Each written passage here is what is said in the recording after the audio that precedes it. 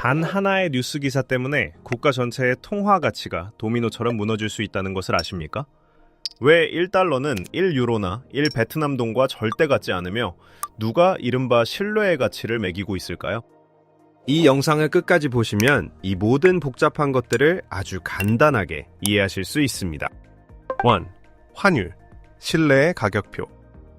핵심은 환율이 특정 시점에 하나의 통화를 다른 통화로 교환할 때 매겨지는 가격이라는 것입니다. 마르코폴로가 동양시장에 들어섰을 때 그가 가장 먼저 필요했던 것은 환율에 따라 돈을 바꾸는 일이었다고 상상해보세요. 돈을 바꿀 때 당신은 단순히 종이만 교환하는 것이 아닙니다. 두 경제체제의 신용도를 교환하는 것입니다. 외환시장에서 모든 거래는 가치에 대한 투표입니다. 많은 사람이 특정 통화를 사려고 하면 수요가 증가하여 가격이 오릅니다. 반대로 위험을 우려하여 많은 사람이 통화를 팔려고 하면 공급이 증가하여 가격이 떨어집니다. 거시 경제 뉴스는 단 몇 분 만에 기대 심리를 변화시킵니다. 기대 심리가 변하면 자금 흐름이 물처럼 쏟아지고 환율은 누군가 세게 튕긴 시계 초침처럼 뛰어오릅니다. 통화 가치가 오르는 것이 그 나라가 하루 만에 부자가 되어서가 아니라 다른 곳의 위험이 1시간 만에 증가했기 때문인 경우도 있습니다. 따라서 환율을 글로벌 신뢰도 여론조사를 읽듯이 파악해야 합니다. 결론적으로 환율은 무작위 숫자가 아니라 신뢰와 위험에 대한 가격표입니다. 2. 돈, 사회적 계약. 왜 종이 조각이 한 끼 식사와 교환될 수 있을까요? 그 답은 하나의 사회적 계약에 있습니다. 토머스 제퍼슨은 한 국가의 힘이 신뢰를 구축하는 제도에 있다는 것을 이해했습니다.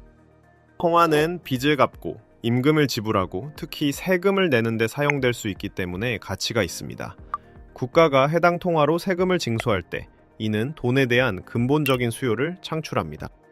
경제 계약이 해당 통화로 가격을 표시할 때 그것은 회계의 공통 언어가 됩니다. 법률 시스템이 소유권을 보호할 때 사람들은 돈을 더 오래 보유할 용기를 갖습니다. 제도가 불안정하면 사람들은 가치를 보존하기 위해 다른 자산으로 도피합니다. 통화를 견고하게 지탱하는 것은 인쇄된 잉크가 아니라 시스템 전체의 규율입니다. 결론적으로 돈은 집단적 신뢰로 서명된 사회적 계약입니다. 셈, 근본이제, 규율의 족쇄.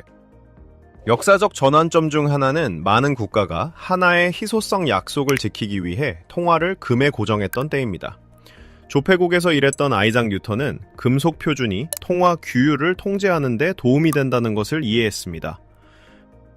돈이 금으로 교환될 수 있다면 정부는 금고의 수량에 의해 고발되지 않고는 무한정 돈을 찍어낼 수 없습니다. 이는 사람들이 통화 공급이 물리적으로 제한되어 있다고 믿기 때문에 인플레이션 기대 심리를 낮춥니다. 그러나 전쟁이나 위기 시 경제는 하나의 세계가 금을 채굴하는 속도보다 더 빠른 유동성을 필요로 합니다. 유동성이 부족하면 신용이 위축되고 성장이 쉽게 꺾입니다. 다시 말해 근본이제는 규율에는 좋지만 유연성에는 나쁠 수 있습니다.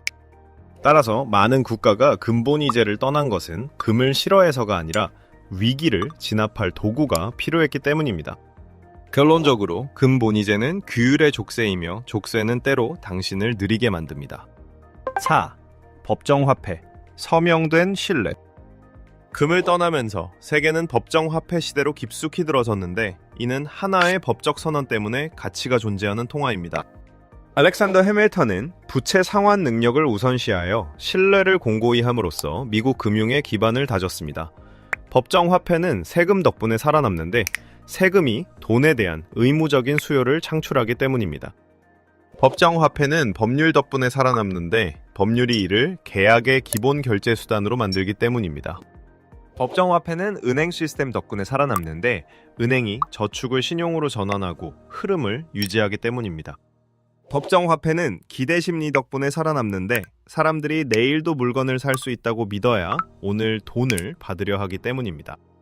아이러니하게도 많은 사람이 법정화폐를 휴지조각이라고 말하지만 진짜 혼란스러운 것은 인쇄기로 부자가 되려는 사고방식입니다. 결론적으로 법정화폐는 법, 세금, 그리고 정책 규율이 뒷받침하는 신뢰입니다. 파부, 인플레이션, 보이지 않는 부식자. 인플레이션의 본질은 구매력이 하락하여 동일한 하나의 금액으로 더 적은 물건을 살 수 있게 되는 것입니다. 마리 퀴리는 방사능을 측정해야 위험을 통제할 수 있다는 것을 알았고, 인플레이션 역시 지수로 측정해야 합니다.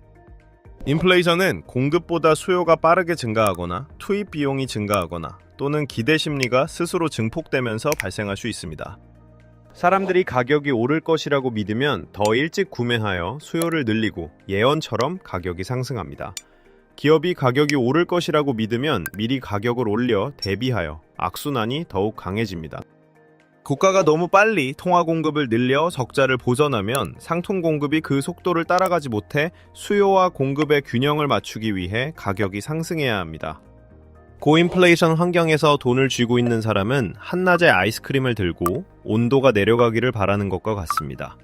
하지만 낮고 안정적인 인플레이션은 때때로 경제가 디플레이션과 침체에 빠지는 것을 막아줍니다. 결론적으로 인플레이션은 칼로 당신을 죽이지 않습니다. 장맛비처럼 꾸준히 구매력을 갉아먹습니다. 6. 금리, 자금 흐름의 자석. 금리의 본질은 신용의 가격이자 위험 보상 수준이므로 단 하나의 작은 변화만으로도 자금 흐름의 방향이 바뀝니다. 폴 볼커는 한때 고금리를 사용하여 인플레이션을 진압하고 시장의 신뢰를 되찾았습니다. 실질 금리가 매력적일 때 투자자들은 채권을 구매하고 해당 통화를 매수해야 하므로 외환 수요가 증가합니다. 수요가 증가하면 통화 가치가 강해지고 환율은 센서처럼 반응합니다. 그러나 같은 하나의 경제 내에서도 정책금리와 시장금리라는 두 가지 층위를 구별할 필요가 있습니다.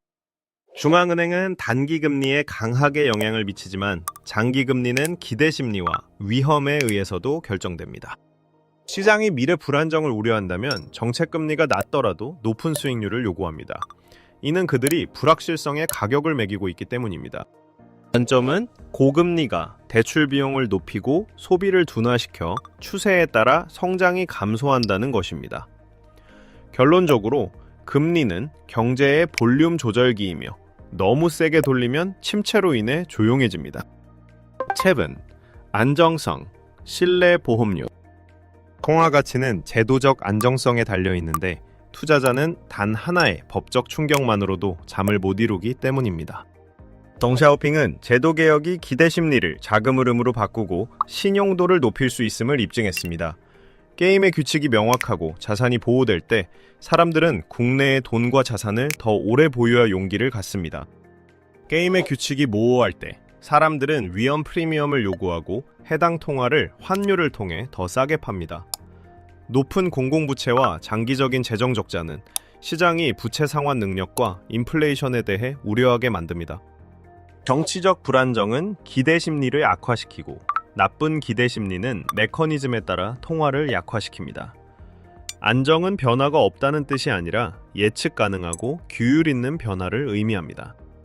결론적으로 안정성은 소리를 지르지 않고도 폭풍 속에서 통화가 굳건히 서 있게 만드는 요소입니다. 팟, 수지균형, 상품의 흐름. 환율의 중요한 기둥 중 하나는 무역 수지인데 수출입이 실제적인 하나의 외환 흐름을 창출하기 때문입니다. 헨리 포드는 대량 생산의 힘을 이해했고 그 힘은 종종 생산국 통화에 대한 수요를 동반합니다.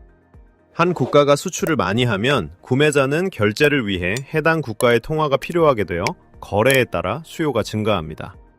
한 국가가 수입을 많이 하면 외화를 사기 위해 자국 통화를 팔아야 하므로 필요에 따라 공급이 증가합니다. 하지만 무역만이 유일한 이야기는 아닙니다. 서비스와 자본 흐름 역시 환율에 영향을 미치기 때문입니다. 한 국가는 상품 무역 적자, 수입 초과를 기록하더라도 투자 자본을 유치하고 깊이 있는 금융 시장을 보유하고 있다면 여전히 통화 강세를 유지할 수 있습니다. 중요한 것은 모든 화물 컨테이너가 그림자처럼 외환을 끌어당긴다는 사실을 이해하는 것입니다. 결론적으로 무역 수지는 실질적인 추진력이고 기대 심리는 심리적인 추진력입니다. 는 페트로달러, 네트워크 효과. 페트로달러 개념은 석유가 보통 달러로 가격이 책정되고 결제되어 관습에 따라 달러를 준비 통화로 비축하려는 수요를 창출한다는 것을 설명합니다.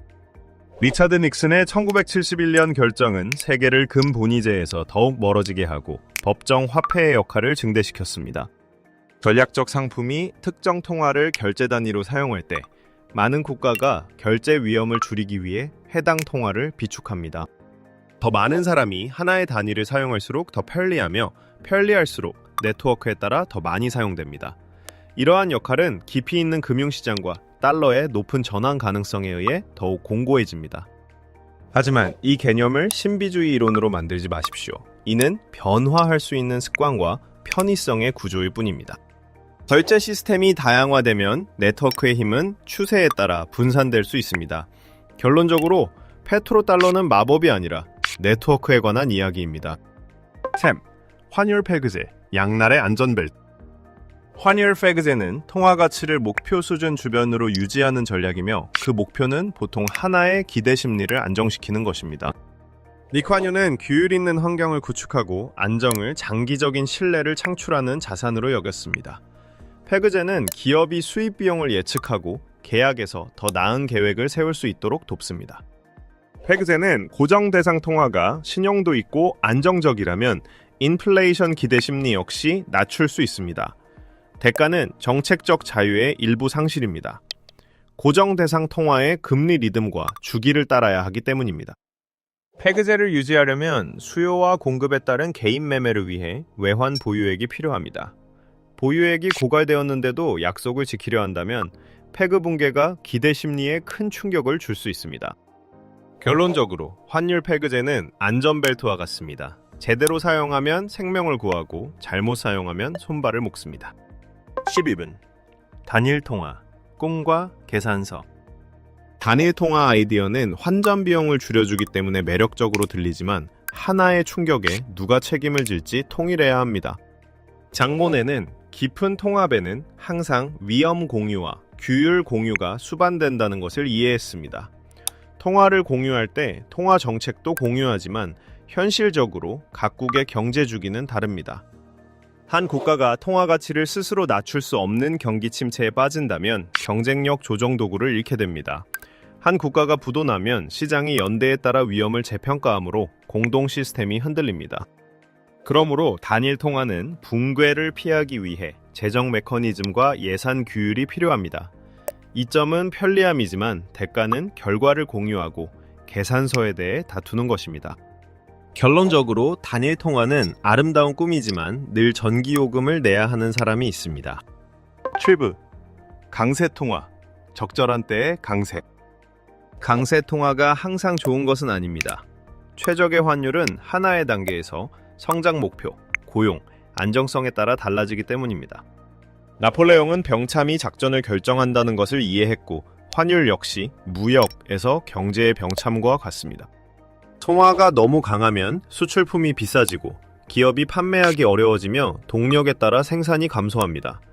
통화가 너무 약하면 수입품이 비싸지고 비용이 증가하며 수입 인플레이션이 생활에 압박을 가합니다. 좋은 정책은 통화를 가장 강하게 만드는 것이 아니라 장기적으로 규율과 생산성을 통해 신뢰를 유지하는 것입니다. 누군가 강세 통화를 자랑하는 것을 들을 때 누구와 비교해서 강한지, 어떤 기간 동안 강한지, 그리고 그 대가로 무엇을 얻었는지 물어보십시오. 결론적으로 강세 통화는 국가 전략에 봉사할 때만 의미가 있으며 체면을 위해 봉사하는 것이 아닙니다. 학습 공동체에 대한 간략한 결론과 채널 구독을 권유하는 CTA. 만약 당신이 환율을 온도계로 본다면 더 이상 숫자를 두려워하지 않고 신뢰와 위험의 메커니즘을 이해하기 시작할 것입니다. 쉽고 재미있는 역사적, 과학적 예시를 통해 통화를 해독하는 시리즈를 계속해서 제작하길 원하신다면 채널 구독을 눌러 커뮤니티에 참여해 주십시오. 다음 흥미로운 영상에서 다시 뵙겠습니다.